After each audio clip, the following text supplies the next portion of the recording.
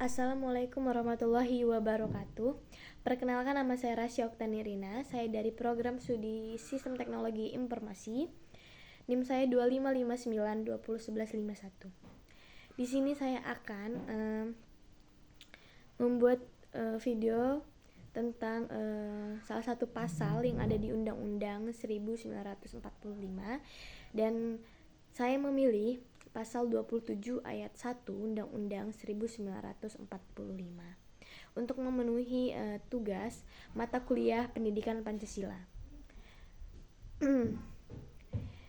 Jadi menelusuri makna pasal 27 ayat 1 Undang-Undang 1945, kesetaraan dan supremasi hukum.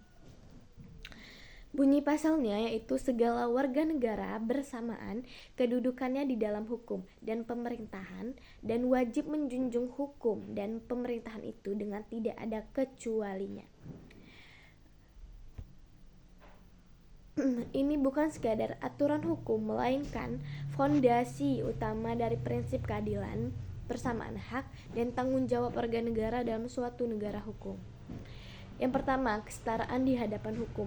Kalimat ini menyatakan bahwa segala warga negara bersamaan kedudukannya di dalam hukum dan pemerintahan.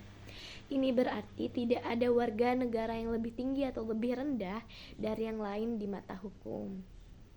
Entah ia seorang petani, pedagang, guru, mahasiswa, pegawai, bahkan pejabat tinggi negara, semuanya sama di hadapan hukum.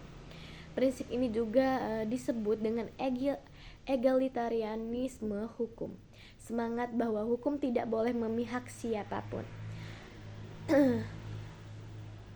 Maka pemahaman dan penegakan pasal 27 ayat 1 ini bukan hanya tanggung jawab aparat hukum, tapi juga tanggung jawab moral seluruh warga negara.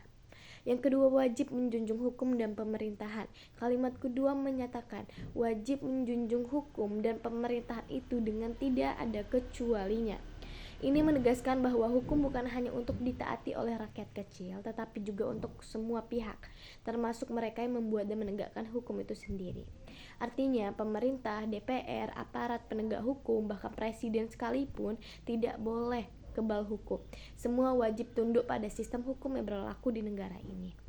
Contoh konkretnya dalam kehidupan kita sehari-hari, kita sebagai warga negara harus mematuhi peraturan lalu lintas, membayar pajak, tidak melakukan tindakan kriminal. Pemerintah pun harus menaati prosedur dan tidak boleh menyalahgunakan wewenang. Menjunjung hukum juga berarti kita tidak boleh membenarkan tindakan melanggar hukum hanya karena dilakukan oleh orang yang kita kenal atau hormati atau kagumi. Hukum biasa menjadi panglima tertinggi dalam kehidupan bernegara. Yang ketiga, penerapan nyata pasal 27 ayat 1 dalam pendidikan.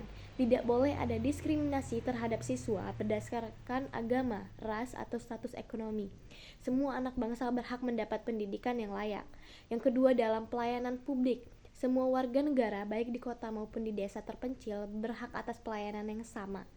Yang ketiga, dalam konteks dunia kerja, setiap orang harus memiliki kesempatan yang sama untuk mendapatkan pekerjaan berdasarkan kemampuan, bukan karena koneksi atau suap. Selain itu, kita juga melihat bagaimana pasal ini menjadi dasar dalam pembentukan berbagai undang-undang lainnya seperti Undang-Undang HAM, Undang-Undang Anti Diskriminasi, dan Peraturan tentang Keterbukaan Informasi Publik. Yang keempat, tantangan dan harapan. Meskipun pasal ini sudah menjadi bagian konstitusi, masih banyak tantangan. Yang contohnya pertama, ketidakadilan hukum di beberapa kasus, penyalahgunaan kekuasaan, dan rendahnya literasi hukum di masyarakat.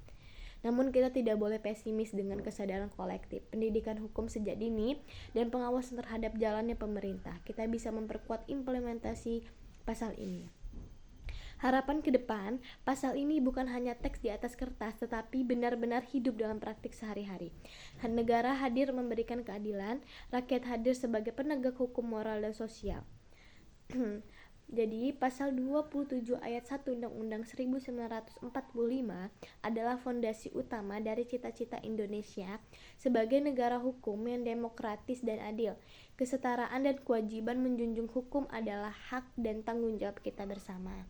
Mari kita terus belajar menyuarakan keadilan dan menjadi bagian dari bangsa yang menjunjung tinggi hukum dan pemerintahan tanpa terkecuali. Terima kasih. Saya akhiri, wassalamualaikum warahmatullahi wabarakatuh.